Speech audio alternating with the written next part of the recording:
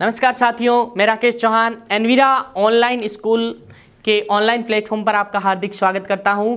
और आज मैं आपके लिए लेके आया हूं 12th क्लास हिंदी मीडियम रसायन विज्ञान का पार्ट 4। चैप्टर हमारे चल रहा था सरफेस केमिस्ट्री, यानी पृष्ठ रसायन, यानी सतह पर होने वाली घटनाओं का अध्ययन हम इस चैप्टर में पढ़ रहे हैं, पढ़ते आ रहे हैं और आज भी पढ़ेंगे। तो मैं आपको थोड़ा याद दिला देता हूं पिछले पार्ट में हमने क्या क्या पढ़ा, उसी को रिलेटेड करते हुए अगला पार्ट हमें पढ़ना है। अगर आप नए हैं तो पिछला पार्ट जरूर जाके देखें, तभी आपको ये पार्ट आसानी से समझ में आएगा। क्योंकि पिछले पार्ट में हमने ये पढ़ा था उत्प्रेरण क्या होता है, वो अपना कार्य कैसे करता है किसी भी अभिक्रिया में, यानी बाह्य पदार्थ होता है कैसे अभिक्रिया के वेग को चेंज करता है। और हमने ये भी देखा कि उनकी क्रिया को भी बढ़ाने वाले आ सकते हैं शक्तिशाली, जो उत्प्रेरक वर्धक कहलाते हैं, और उनकी क्रिया को भी कम करके जो उत्प्रेरक विष कहलाते हैं। क्या कहलाते हैं? उत्प्रेरक विष कहलाते हैं। अब हम पढ़ेंगे अवस्था के आधार पर भी उत्प्रेरक दो प्रकार के होते हैं। हमने पीछे वाले पार्ट में ये पढ़ा था क्रिया के आधार पर, और यहां हम पढ़ेंगे अवस्था के आधार पे। तो हेडिंग लगा लीजिएगा, अवस्था के आधार पर उत्प्रेरक के प्रकार। तो इसमें क्या है कि किसकी अवस्था के आधार पे देखा जाएगा, तो वो मैं बता रहा हूं आपको। तो रासायनिक अभिक्रिया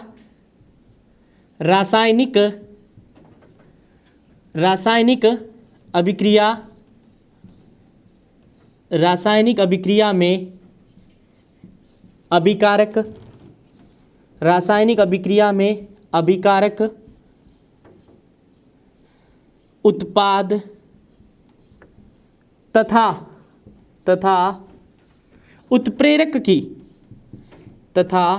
उत्प्रेरक की क्रियाशीलता के आधार पर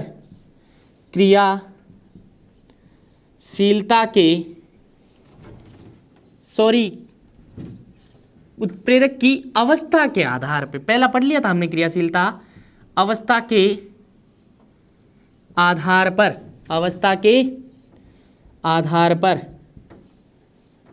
पर उत्प्रेरक दो प्रकार के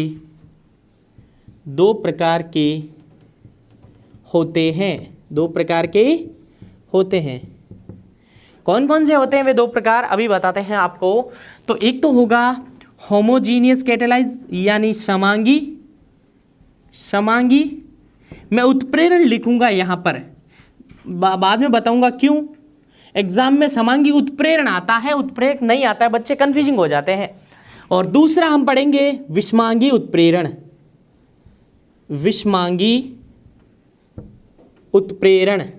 क्या पढ़ेंगे? दूसरा विषमांगी उत्प्रेरण। तो नाम से पता चल रहा है होमोजीनियस, यानी ऐसा, अगर मैं बात करूं होमोजीनियस मिक्सचर की, तो एक ऐसा मिश्रण जिसमें जो भी घटक है पूरी तरह से एक दूसरे में मिले हुए होते हैं। और जो समांगी मिश्रण होता है, मिश्रण की बात कर रहा हूं, वो पारदर्शी होता है और उसके ऊपर गुरुत्वाकर्षण का प्रभाव नहीं पड़ता है। ये हम इसी चैप्टर में पढ़ेंगे जब हम स्टार्ट करेंगे ट्रू सॉल्यूशन, यानी वास्तविक विलयन क्या होता है, कोलाइडी विलयन क्या होता है और निलंबन क्या होता है। इन तीनों के बारे में पढ़ेंगे तो आपको डिटेल से बताया जाएगा। अभी आपको केवल इतना याद रखना है, समांगी उत्प्रेरण, और दूसरा याद रखना विषमांगी उत्प्रेरण। अब पहला हेडिंग लगाना है समांगी उत्प्रेरण। हेडिंग लगाइएगा समांगी उत्प्रेरण। तो नाम से पता चल रहा है सब चीजें या तो समान होगी, और पढ़ किसके आधार पर रहे हैं? केमिकल रिएक्शन, यानी एक रासायनिक अभिक्रिया को उदाहरण लेते हुए हम ये चीजें पढ़ रहे हैं। और हमने उत्प्रेरण पहले ही पढ़ लिया होता क्या है। तो क्या होगा इस प्रकार की अभिक्रिया में, यानी एक ऐसी रासायनिक अभिक्रिया, ध्यान से सुनना, एक ऐसी रासायनिक अभिक्रिया जिसमें रिएक्टेंट, प्रोडक्ट और बीच में आता है कैटलिस्ट यानी उत्प्रेरक। ये तीनों हैं, इन तीनों की फिजिकल स्टेट यानी भौतिक अवस्था समान होगी।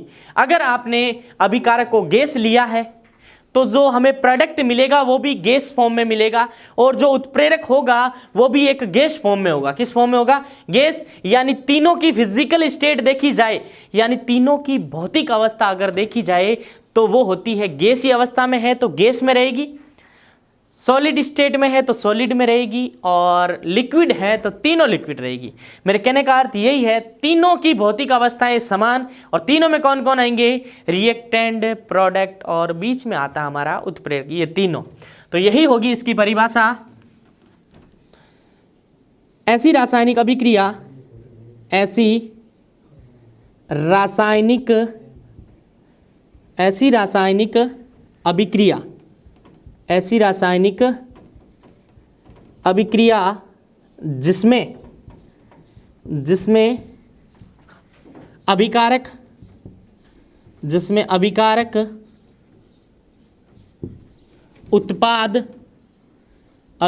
उत्पाद तथा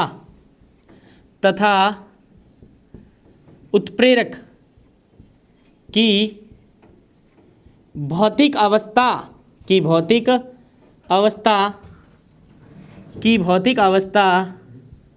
समान होती है। भौतिक अवस्था समान होती है। क्या होती है, भौतिक अवस्था समान होती है।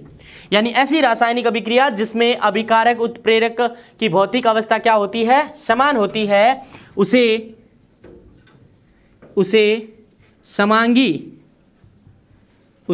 समांगी उत्प्रेरण कहते हैं। उसे समांगी उत्प्रेरण या होने वाली क्रिया समांगी उत्प्रेरण कहलाती है। समांगी उत्प्रेरण कहलाती है। अब थोड़ा सा ध्यान देना कि एक अभिक्रिया के माध्यम से समझाऊंगा। अगर मैं एक नॉर्मली अगर कोई ऐसी रिएक्शन ले लूँ जिसमें ये एटम से, मान लो अगर आपके पास A है और दूसरा आपके पास B है, और ये प्रोडक्ट बना रहा है AB। क्या बना रहा है, AB। और यहाँ पर अगर यहाँ कोई X मान लूँ, ये है उत्प्रेरक। मान लो ये गैसीय अवस्था में है, ये भी गैसीय अवस्था में है, तो ये भी कौन सी अवस्था में, गैसीय में, और ये भी गैसीय अवस्था में, तब ये एग्जाम्पल हो जाएगा समांगी उत्प्रेरण का। आई बात समझ में, समांगी उत्प्रेरण किसका हो जाएगा, समांगी उत्प्रेरण का। लेकिन एक रासायनिक अभिक्रिया लिख रहा हूं, उसको ध्यान में देखते हुए आप समझना।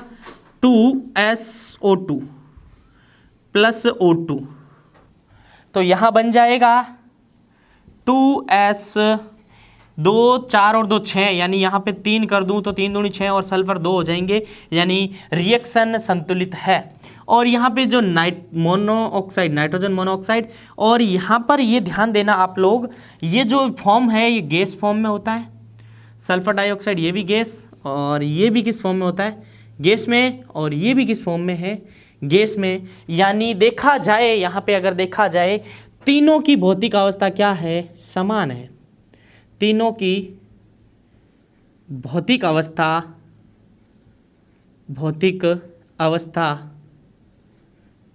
अवस्था समान है। अब तीनों में आपको पता होना चाहिए, आप पढ़ क्या रहे हो, अभिकारक उत्पाद और उत्प्रेरक तीनों की भौतिक अवस्था क्या है, समान होगी, जहां पर वो होगी समांगी उत्प्रेरक। अब मैं लेता हूं दूसरा विषमांगी उत्प्रेरण। क्या पढ़ेंगे हम, दूसरा विषमांगी उत्प्रेरण। विषमांगी उत्प्रेरण,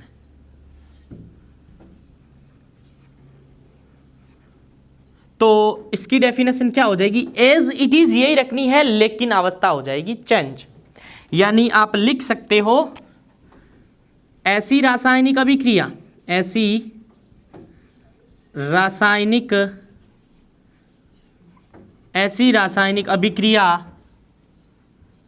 अभिक्रिया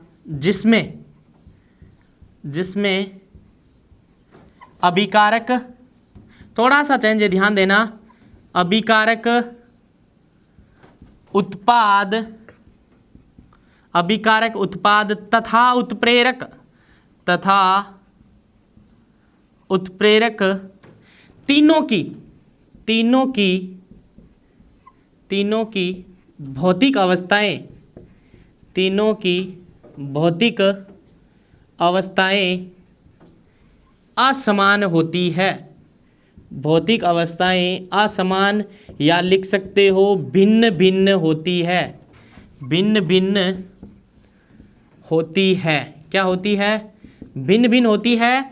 यानी इन तीनों की फिजिकल स्टेट आपस में मैच नहीं होगी, या तो प्रोडक्ट और रिएक्टेंट की मैच हो सकती है, लेकिन फिर उत्प्रेरक नहीं होगी। अगर उत्प्रेरक और अभिकारक हो सकता है, लेकिन वापस उत्पाद नहीं होगा। कहने का मतलब आप समझ रहे हो। जैसे इनको एग्जाम्पल यही के यही ले रहा हूं।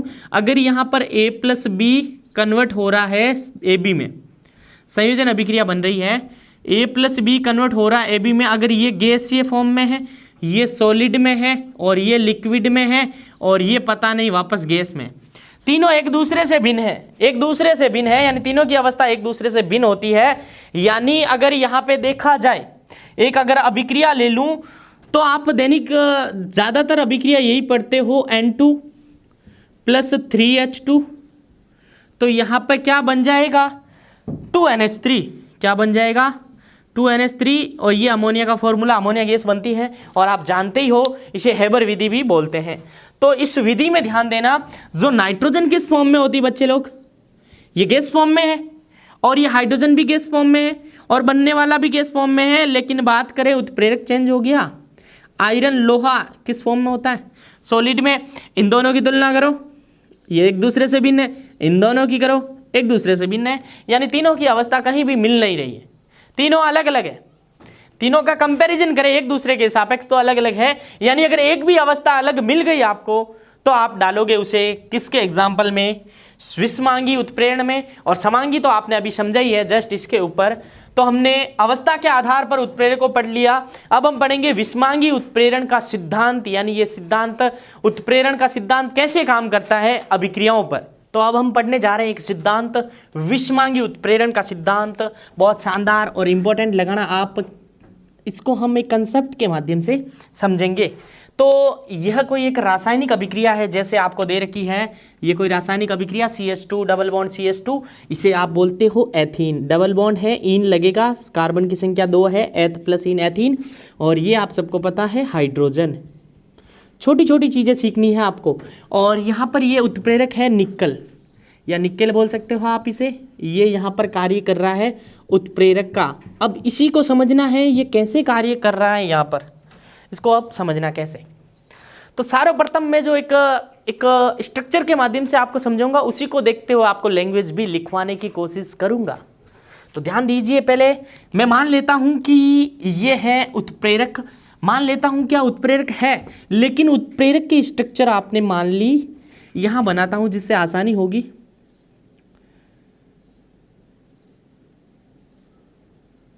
ये बना रहा हूं मैं उत्प्रेरक। क्या बना रहा हूं, उत्प्रेरक। यहां पर किसका निर्माण हो रहा है, उत्प्रेरक का, और ये मान लो उत्प्रेरक है। ध्यान देना, बहुत ही शानदार कंसेप्ट समझाने जा रहा हूं।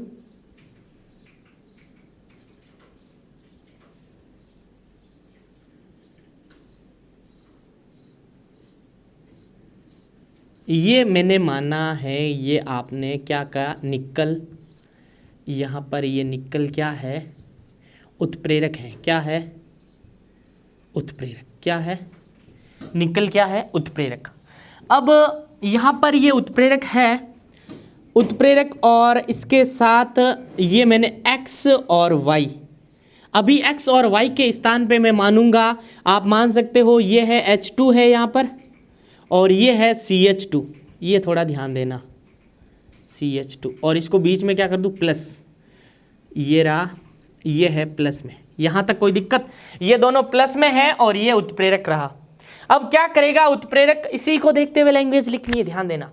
ये उत्प्रेरक क्या करेगा, इनको अपनी सतह पर अधिशोषण के लिए बुलाएगा। अधिशोषण की घटना होगी, पहले होगा विसरण। यहाँ पे एक वर्ड आया विसरण, बायोलॉजी का वर्ड है विसरण, और केमिस्ट्री का भी है वैसे। अधिक से निम्न की ओर, उच्च से निम्न की ओर, उच्च से निम्न की ओर। तो मेरे को यहां बताना बच्चे लोग, आप यहां जो अभिकारक है, यहां जो अभिकारक है अपनी अधिकतम मात्रा में है कि नहीं, ये बता दो मेरे को आप। अधिकतम में है कि नहीं है, अधिकतम से कम की ओर जाएंगे, और इनकी सतह पे जाएंगे, इनकी सतह पे आएंगे, इनकी सतह पे आएंगे। दूसरा यहां पर इनकी सतह पे आएंगे, तो यह कि ये बना रहा हूं वापस। आप अगर इनको समझ लोगे तो थ्योरी आसानी से लिख पाओगे।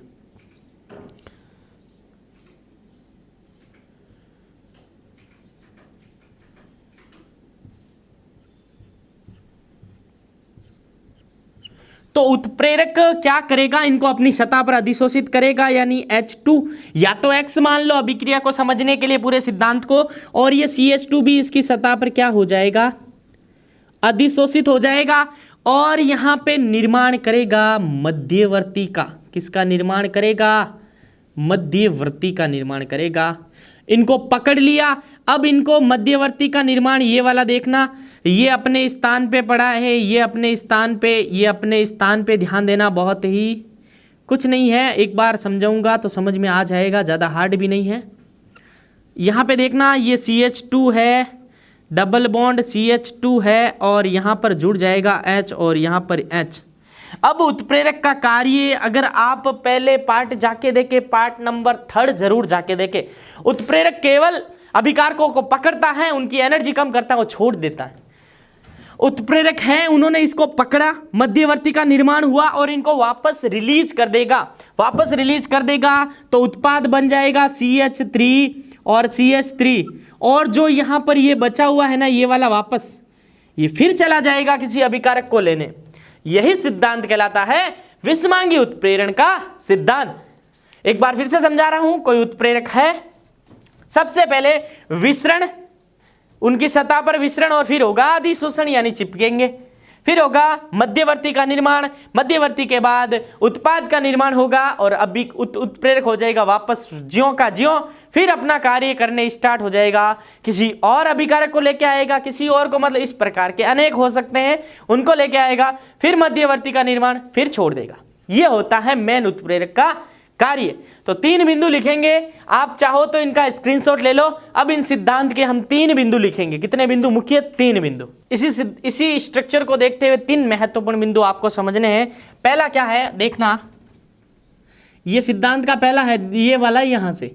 सर्वप्रथम ध्यान देना, विषमांगी उत्प्रेरण के बारे में बता रहा हूं। सर्वप्रथम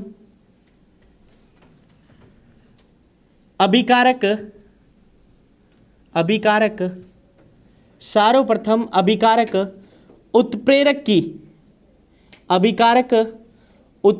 की सतह पर, उत्प्रेरक की सतह पर, सतह की और विसरण तथा फिर अधिशोषण होता है,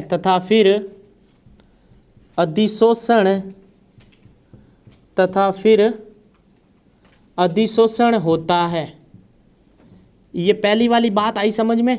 सर्वप्रथम क्या होता है कि यह है उत्प्रेरक, इसकी और विसरण यानी उच्च सांद्रता से निम्न सांद्रता की और अभिकारकों का विसरण, और फिर हो जाएगा इसकी सतह के ऊपर अधिशोषण, एड्जॉर्प्शन। दूसरा पॉइंट होगा क्या, अभिकारक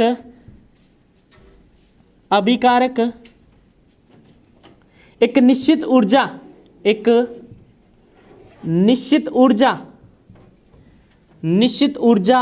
प्राप्त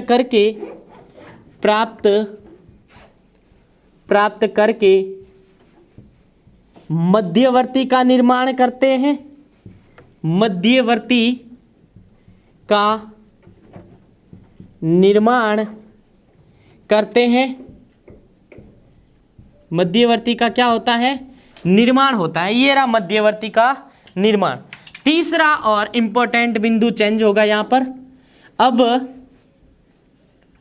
जो अभिकारक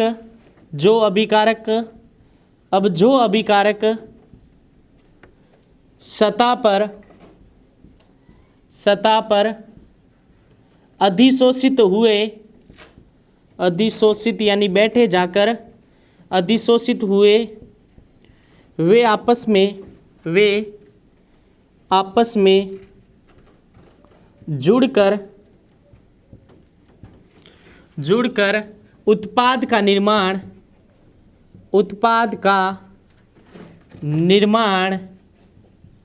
करते हैं।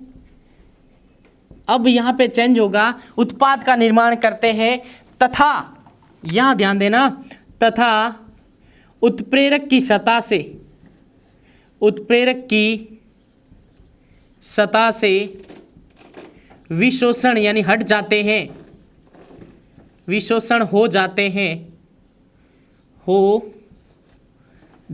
हैं और उत्पाद बना लेते हैं, और उत्पाद बना लेते हैं, उत्पाद बना लेते हैं। इस प्रकार उत्प्रेरक पुनः अपना कार्य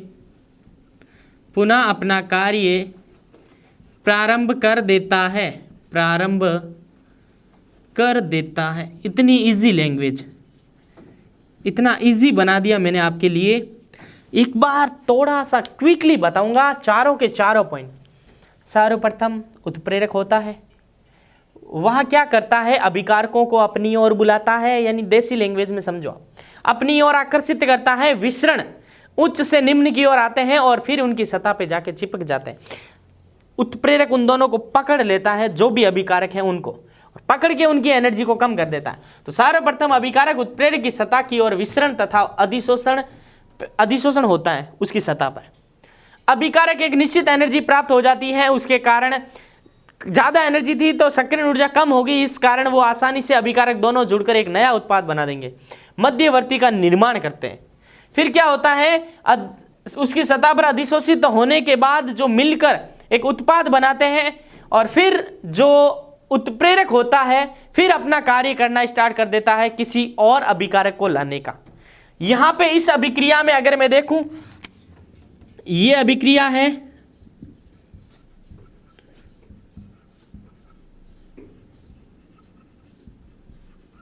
इस अभिक्रिया में Na का कार्य है इन दोनों को अपनी सतह पर अधिशोषित करना और इधर लाकर छोड़ना।